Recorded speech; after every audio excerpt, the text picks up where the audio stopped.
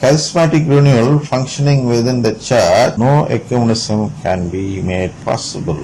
That is why she appears there to the children and asks them to move towards ecumenism by first blocking the smoke from entering into the church. It is for that purpose she has given an apparition, an appearance to the children in this material world. The purpose for her appearance is only to block the smoke, block this attempt by these charismatic people to take away the faith which they have in this deposit of Christian doctrines. It is for this purpose that Fatima appeared and got her apparition approved by the church before the third secret was revealed. She wanted to tell the church, especially the Pope and the other authorities, that the movement which has come from outside is not of Catholic faith. It is to say this, that she says that Satan has entered the church at the pinnacle level or at the peak. Peak is not the Pope we saw. But the Pope, after opening it, thought that this could not be Mary. We find it through an interview which they make, saying that Mary won't leave the Pope or something like that. So from that we come to know that Mary speaks something about the peak of the church. And Mary does not in any way speak against the Pope.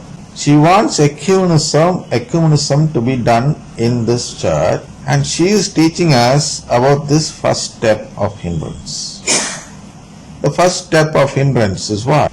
That there is a group within this Catholic Church, that group which does not belong spiritually to this Catholic Church, but are present physically in this Catholic Church.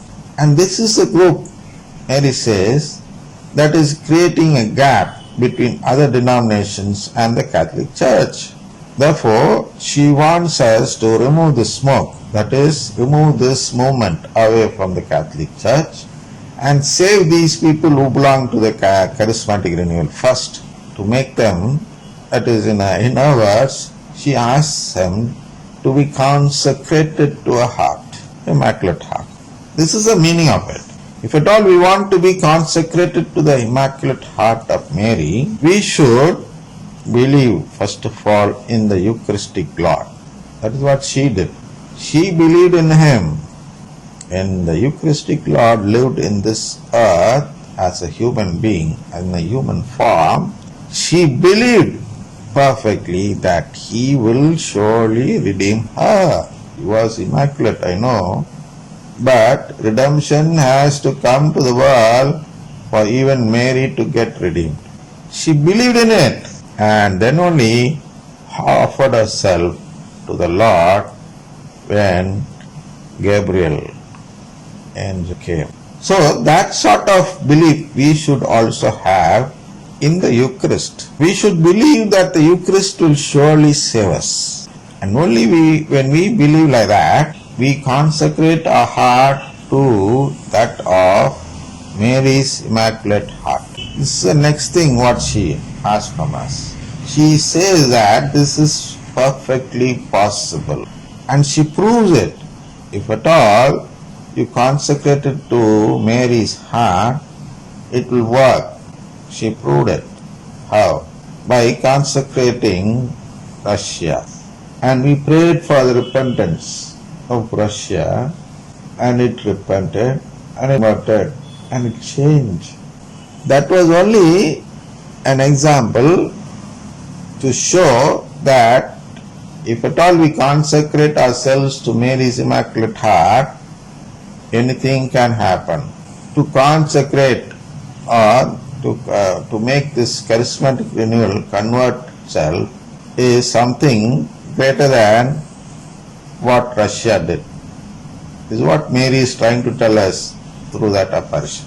So she came here to guard and to guard the deposit of Christian faith, Christian doctrines, so that it can be presented to the other denominations in a better manner.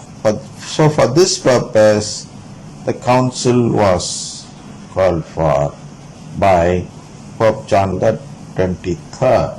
How to present it?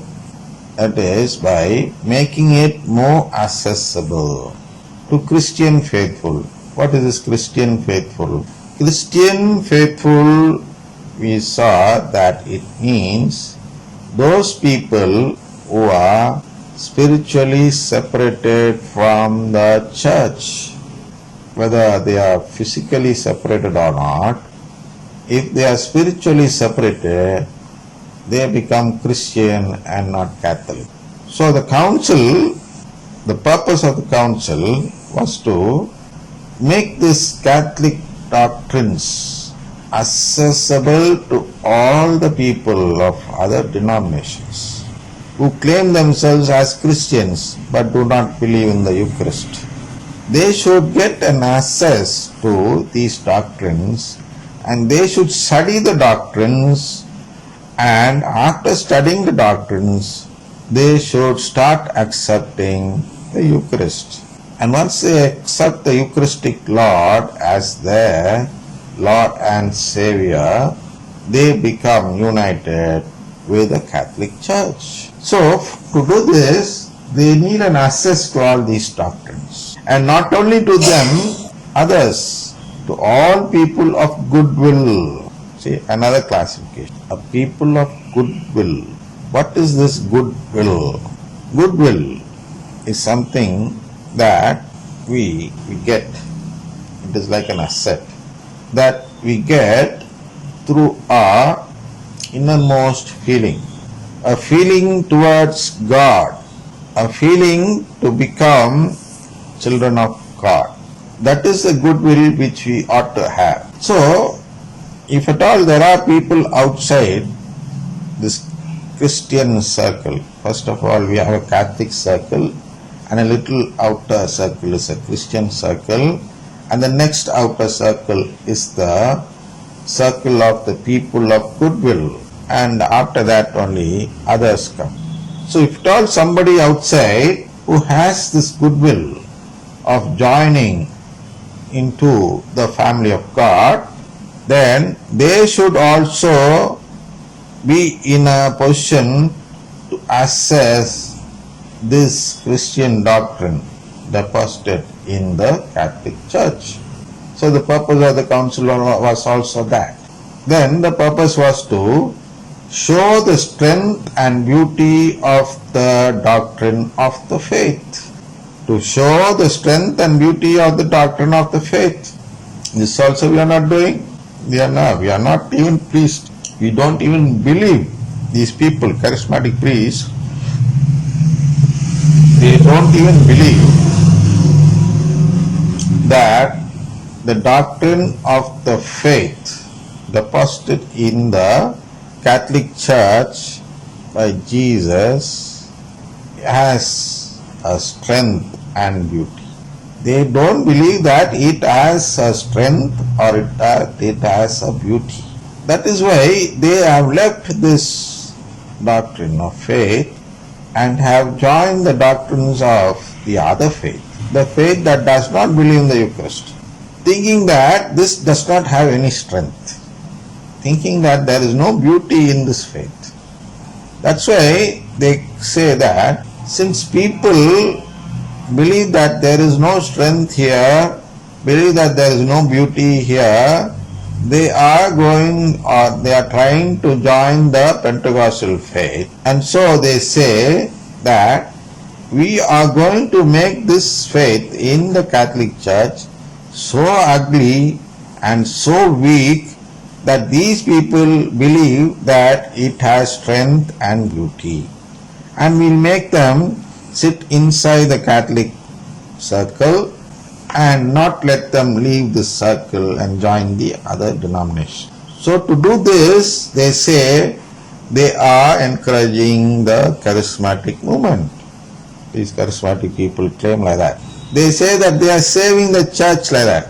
They think that the doctrines of the Catholic Church is so weak and so ugly, and therefore they think that the doctrines and the teachings of the Pentecostal faith has more strength than the Catholic faith. They believe that the doctrine and teaching of the Pentecostal faith has more beauty than the Catholic faith.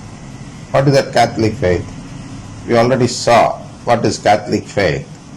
That is a faith in the Eucharist, the faith in the filial adoption, the faith in the church, the faith in Mary, and the faith in the Eucharistic Lord. Therefore, all these faiths are considered weak by the charismatic priests. They don't see any beauty in all these aspects of Catholic faith. So they want to leave this faith and go to a new faith where they get the gifts of the Holy Spirit by leaving the faith and praising the Lord. Praising the Lord does not give us any gift from the Holy Spirit. It will give us gifts from the spirit of the Antichrist. Praising alone has no spiritual weight. Praising alone has no spiritual strength. Praising alone has no spiritual beauty. There is no righteousness in it. Since there is no righteousness in it, it has no strength. It cannot pass us through the judgment of the last day. The same way, praising has no beauty.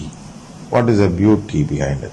The beauty of filial adoption, the beauty of God's family. Praising alone cannot fetch us that relationship from God. No.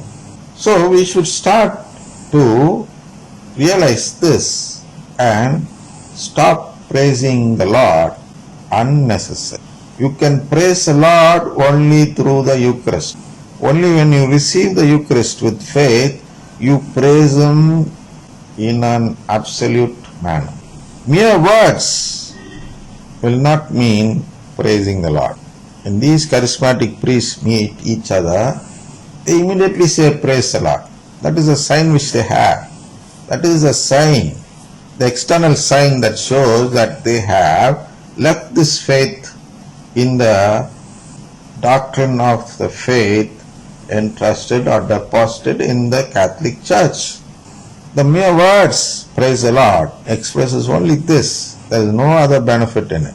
It says that the person who says those words are people who don't believe in the strength and beauty of the faith in the Eucharist, in the church, in filial adoption.